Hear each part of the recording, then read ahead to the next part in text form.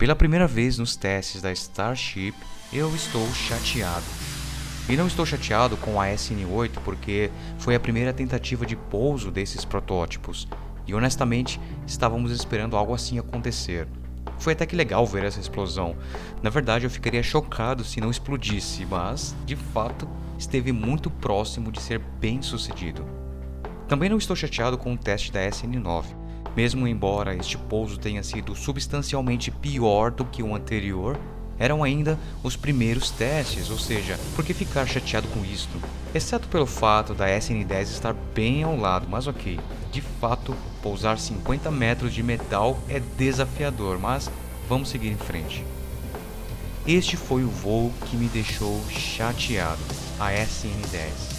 E a SpaceX liberou estas novas imagens de voo, belíssimas imagens por sinal, e é possível ver os escudos de calor indo muito bem, muitos pontos positivos sobre este voo.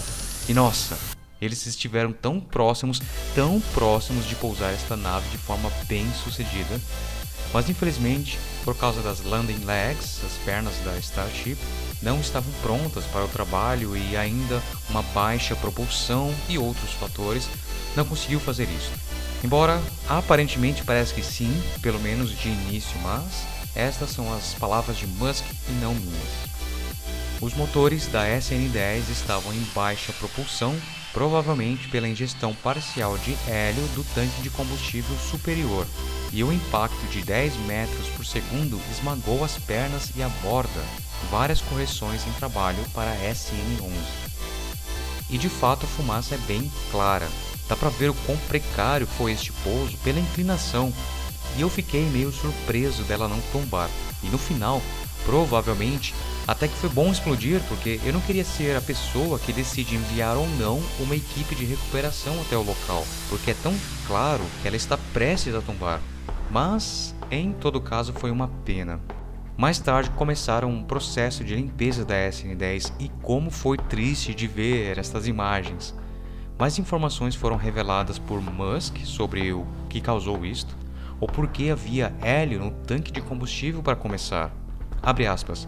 O hélio no tanque de combustível foi usado para ajudar com a baixa pressão, o que aconteceu nos voos anteriores. Minha culpa por aprovar. Parecia bom no momento. Fecha aspas. Em caso de você estar se perguntando o que tudo isto significa, eu vou explicar em detalhes mais à frente. Então, sobre a SN11, será que terá melhores pernas de pouso do que esta que você está vendo agora? Eles fizeram correções nos motores ou na pressão dos tanques de combustível? E tudo isto vai funcionar neste último teste antes da SN15 alçar voo? Bem, a resposta para todas essas questões está conectada com a minha opinião, o mais importante teste da SpaceX até agora. E vamos descobrir tudo isto em instantes.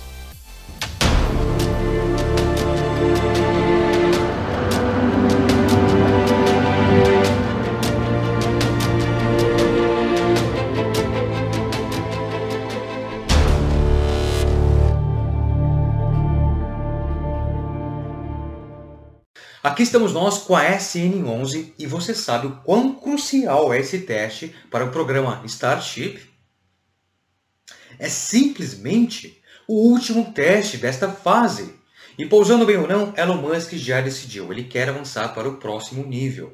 Com uma Starship inteiramente nova e com diversas melhorias mantidas em segredo do público até agora. Mas tem muita coisa que você deve saber da SN11 antes de assistir ao teste. Então prepare-se para entrar no mundo da SN11 agora mesmo.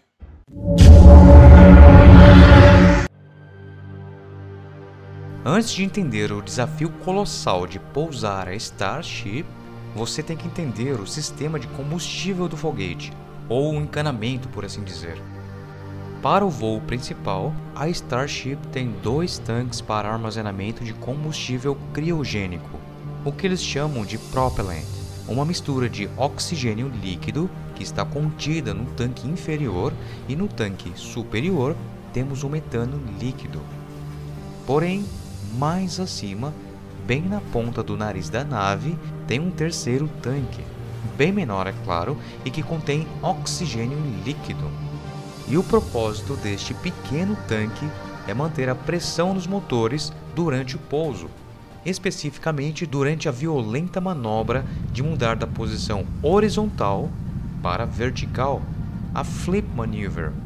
É uma função muito importante e fundamental em todo o conceito da Starship. Esta foi a forma que eles pensaram para resolver a questão do pouso, porque conforme o combustível dos tanques de baixo é consumido no voo, a sua pressão interna vai diminuindo, é claro, o que não seria um problema se a nave sempre ficasse na posição vertical. Mas, quando a nave volta com a belly flop, a manobra de barriga para baixo, o combustível restante não tem a pressão necessária para alimentar os motores Raptor, para colocar a nave em posição vertical. Aí entra em cena o terceiro tanque. Para realizar a manobra adequadamente, este tanque é acionado e despesa oxigênio em alta pressão nos motores, para realizar a manobra e o pouso. Mas eles ainda têm dificuldade para manter a pressão correta e nos testes da SN8 e 9 observou-se problemas na propulsão durante a manobra de giro e o pouso. Então esta foi uma das razões do porquê foi adicionado hélio no tanque do nariz da nave e artificialmente aumentar esta pressão, o que já está descartado agora. A intenção era para aumentar a pressão interna do tanque e assim injetar combustível aos motores de forma mais intensa.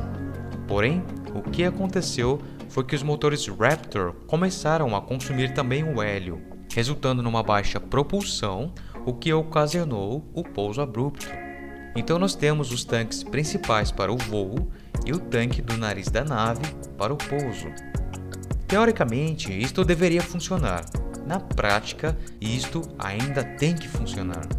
A SN8 espatifou-se por causa da falta de pressão no tanque de oxigênio líquido, e a SN9 espatifou-se porque um dos motores falhou em reiniciar. E a SN10 falhou porque eles adicionaram hélio na mistura para tentar aumentar a pressão, mas os motores começaram a consumir isto e isto levou a uma queda de propulsão.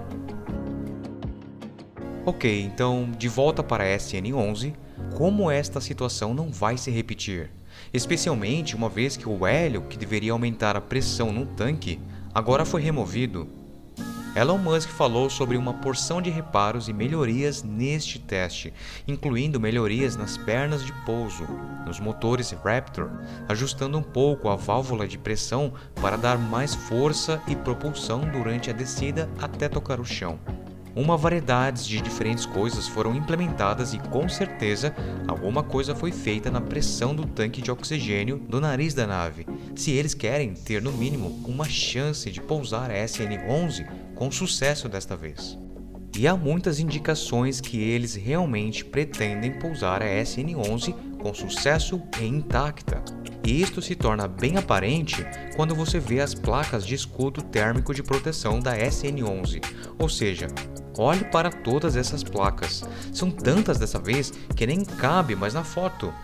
E você não coloca tantas placas de calor em um protótipo a menos que você pretende recuperá-las. E eu acho que a SpaceX realmente quer recuperar a SN11 intacta.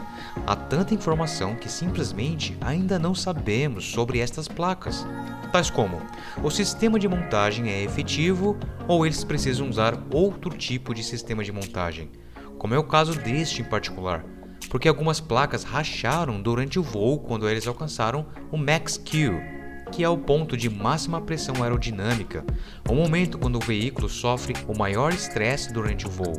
Até agora não temos resultados porque as placas quebraram-se no pouso, e isto precisa mudar muito rápido.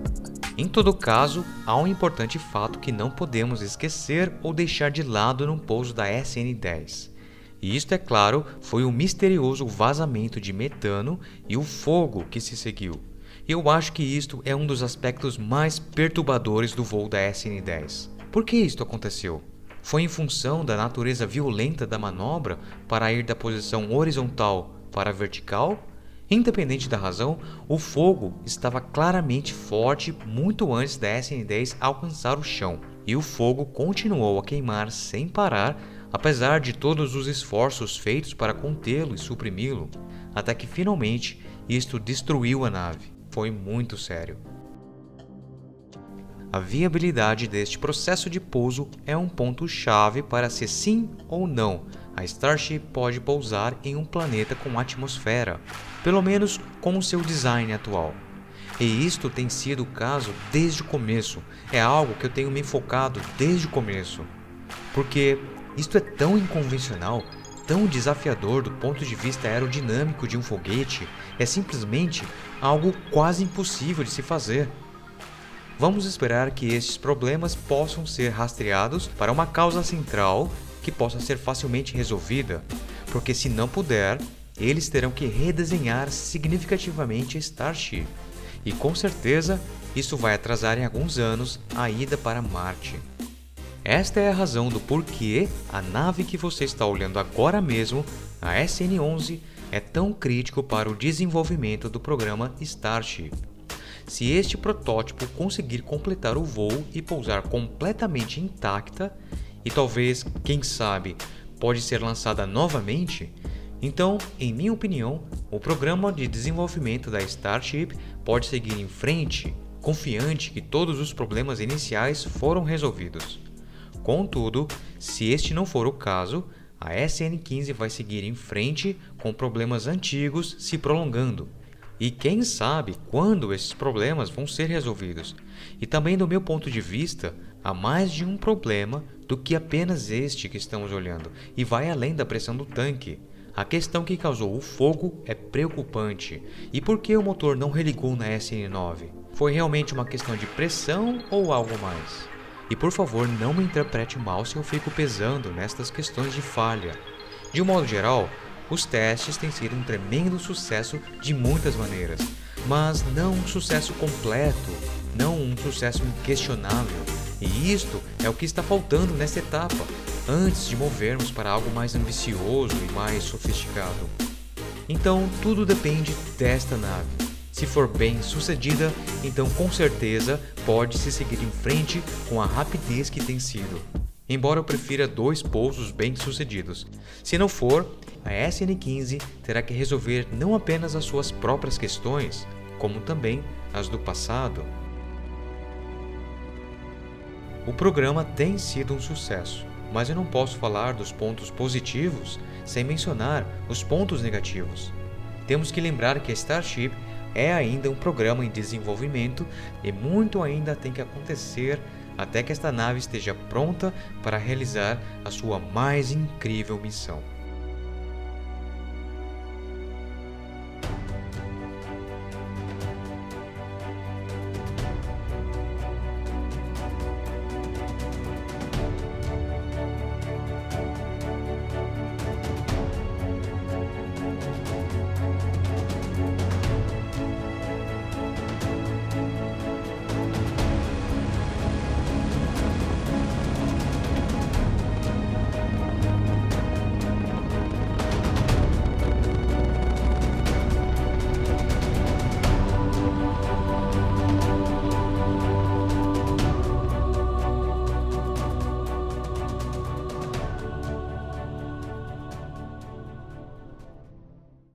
Gente, quer saber o que eu acho?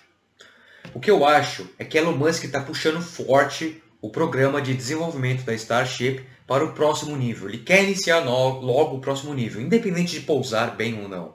Okay? O que, na minha opinião, para mim, deveria pousar bem, pelo menos umas 2 vezes, para abrir esse próximo nível, com uma Starship nova, com novas melhorias. Não começar um novo programa com problemas do passado tendo que resolver ainda. Mas é Elon Musk, o cara é como um gênio, ele costuma ter sucesso com toda essa impaciência dele, então vamos entendê-lo, ok? Mas é uma pena realmente cancelar a SN-12, 13 e 14, eu queria ver pelo menos 2 pousos, ou mesmo pegar a SN-11 e pousar ela 2 vezes, já pensou? O teste ainda não ocorreu, no momento da gravação desse vídeo ainda não ocorreu o teste, mas já pensou ela decolar, fazer a flip maneuver bonitinho, pousar bem, com sucesso, e depois, uns 2, 3 dias depois, alçar voo de novo para testar a reutilização. ok? Que Elon Musk tanto fala, né? Reutilizar várias e várias vezes. Mas são protótipos, né? Nós temos que ter isso em mente. Mas vamos esperar, vamos ver o que acontece. Obrigado. Lembre-se de se inscrever no canal, é importante, ok? Tem muita gente assistindo aos vídeos, mas não estão se inscrevendo. E no momento deste vídeo eu tenho 56 inscritos. Então eu queria pelo menos subir aí um pouco mais. Chegar a 60 pelo menos seria um bom número, ok? Gente, muito obrigado, ok? E como eu sempre digo, mantenham-se informados, mas sejam críticos em relação ao espaço.